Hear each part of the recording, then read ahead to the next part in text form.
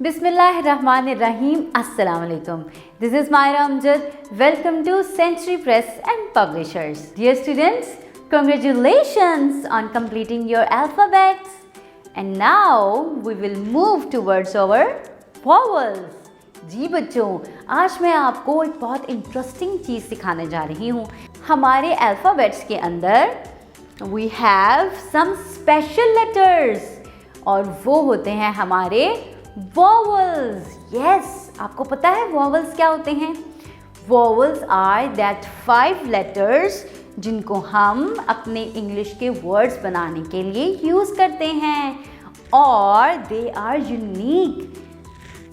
What are vowels? These are A, E, I, O, U. These are 5 letters like our 5 fingers. A, E, I, O, U. It's vowels. And you know what? जो बाकी के तमाम words हैं they are called consonants. क्या कहते हैं आप इनको? Consonants. और इनमें क्या आता है?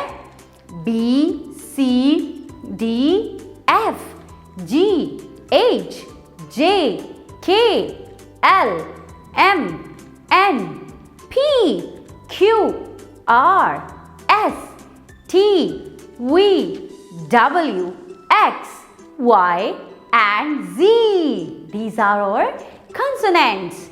Very good. You have learned all the sounds of vowels. We will come with next videos in which we will learn vowels in detail.